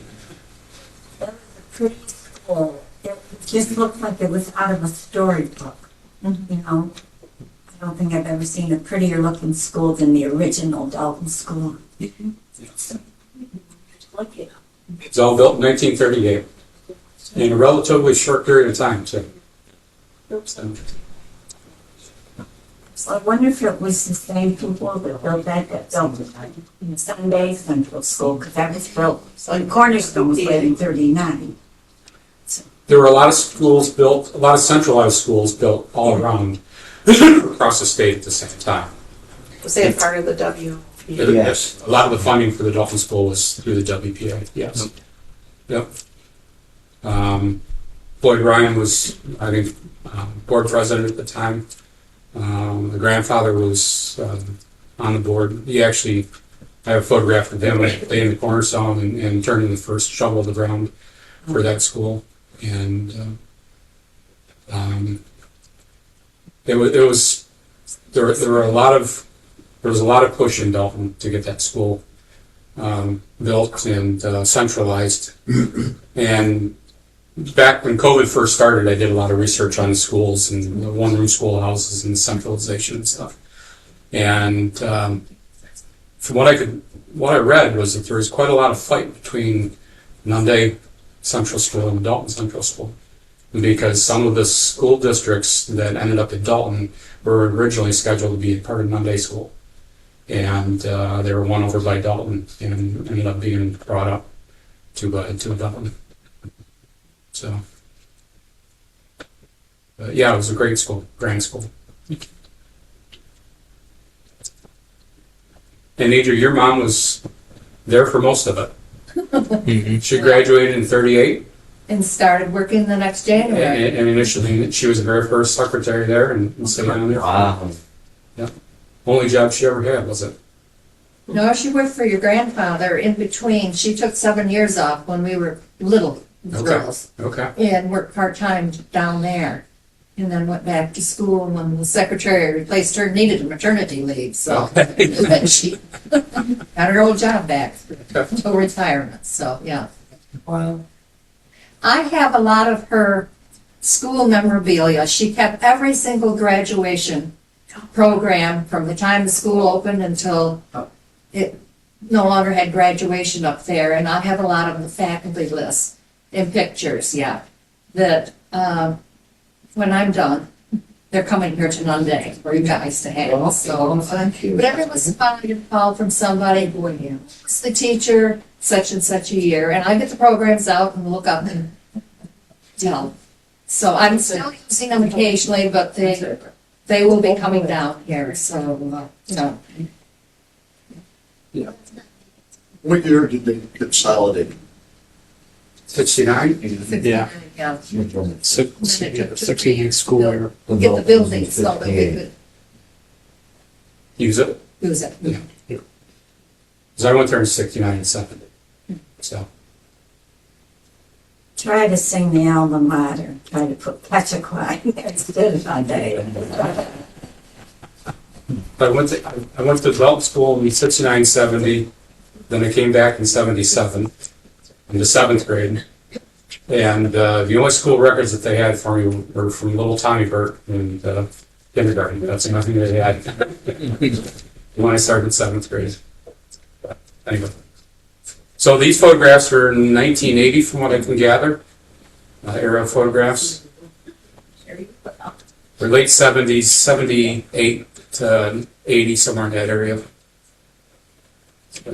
There's pictures of the post office and the general store and the Masonic Lodge and Baker's Feed Mill. The lime pile that you were talking about, was that? See where the three silos are right there? Yes, it's just, It would have been just kitty corner, Okay. just past that back towards the print shop. And that lime pile, as long as Baker's was in operation, that pile was there. There's the swimming hole right there.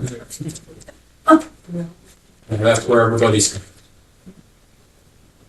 walk the tracks, climb the bank, go swimming. Down through the junkyard. Yep.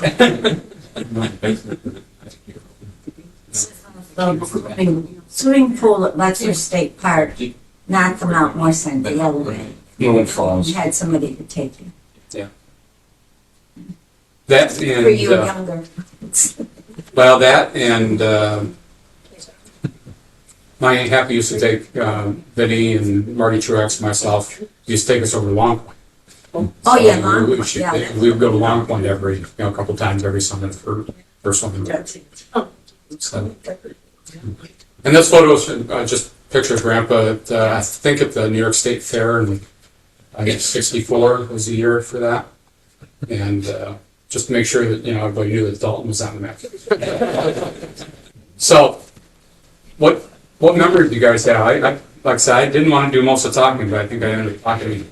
well, I think that was great. Now, first of all, is there any other stories or questions that you want to bring up? You've got other people, former neighbors that may, if you're trying to put a name to a face or something like that. Is there any other comments that you'd like to add? Dalton used to be a Daddy Oldie hub at one time, way back. I don't know what decade it was in, but they shipped out on a train right there in Dalton. Those fields out back of Filmmaker, I think that's where the Gladiolas used to be. Gelser Brothers. We do have a couple photographs. Where Janice Orton's house was, right? There was a big barn near the road. Yeah, that's correct. I remember that building. I remember Faith talking about that. Yeah, it was where Janice Orton lives. They have a little garage there, but that building used to go all the way to really close to the road. There used to be a building there. Yep. That was turned into a bee house where Archie did his honey also. Yeah. And the glads, some of the glads were processed here. We used to run them, they had a deal with, as I recall, New York City. And we picked the gladiolus, and they still had to have the shield around the ball. And they had to be a certain length, and you put 13 together in a dozen, and they had special boxes. They'd be big, long, 3 foot long or whatever. And Phil and I would run them to Bob Morris to the depot down there, get them on the train so they could be in New York City that evening or whatever. And evidently there's good money in it. We did that. So I helped out. I just, being a cousin, I happened to be around. But they had to be just right or they refused the. What about when would that have been? What year? Well, I remember doing it in a 57 Ford, so Okay. had to be after that. And was that Gelser's? That would have been the Gelser brothers. Archie Baker was part of that too. Okay. But all those fields are you tore up with your hot rod. They only used to compete Okay, yep. because we did the same thing. We still have some of those peonies in our front yard. Yeah. I think Phil Same was stock. Yeah. We had there was a road, a driveway from Filmmakers past his barn over to the school. And we used to drive our hot rod over there every morning. Ryan and Snyder and Phil and I go to school, come back, get in the hot rod. We couldn't drive it into school property.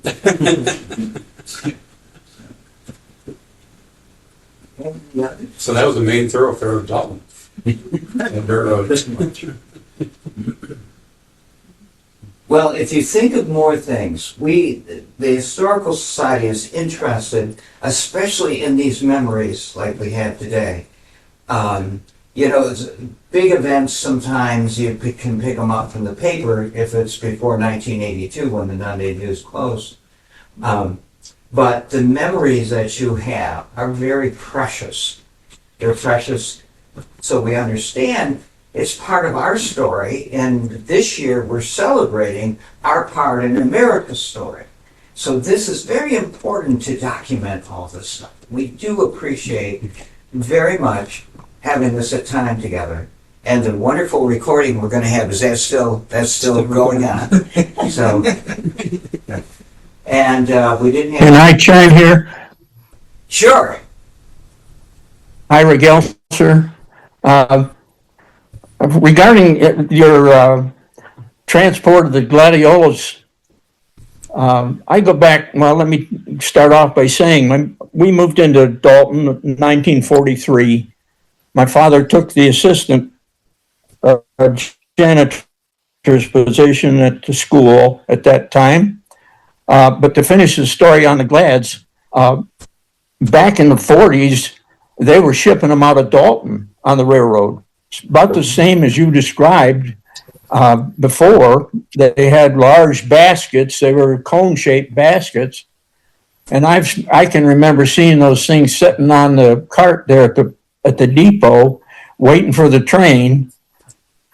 And the idea was they picked them and put them in the baskets and shipped them so that they would be in New York the next morning.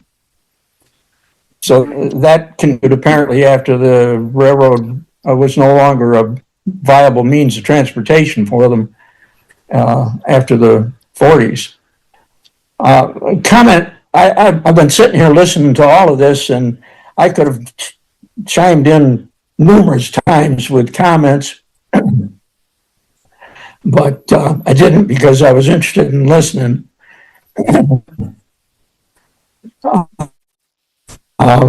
The layout, you asked about the layout of the school. I spent a goodly amount of hours in that, either helping my father or substituting for Byron Thompson after he took over the assistant's job. So I'm quite familiar with how that school is laid out. I think I could tell you, if I had a plan of the building, I could tell you who was in what classroom in that time period. In the late 40s, early 50s. I would also comment for Tom's benefit, one of the things that I did as a kid, I used to collect boxes, and I would take them into the print shop there to Malcolm. And if there was something he could use for shipping his printing, he'd give me 2 cents a piece for them. And that was money back then. I don't know what else I'd be perfectly willing to answer any questions anybody might throw at me relevant to that time frame, 43 to 53, because I was around there a lot at that time. I went away to school, went into the Army, went away to school, and I really never got back except to visit that much. But there was a time period there that I was quite familiar with what was going on around Dalton. Uncle Ira, this is Bob Gelser. Could you tell a quick story about?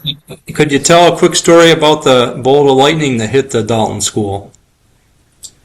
Well, that's something that, again, we've been disappointed not being able to find more information on that. But I do believe it was a weekend. I want to say it was a Saturday morning, and I was in the building working with my dad, and thunderstorm came through, and it was a severe storm. Didn't pay a whole lot of attention to it until it was kind of over, and all suddenly looked out in the front yard, and the front yard was littered with brick. I mean, big chunks of brick.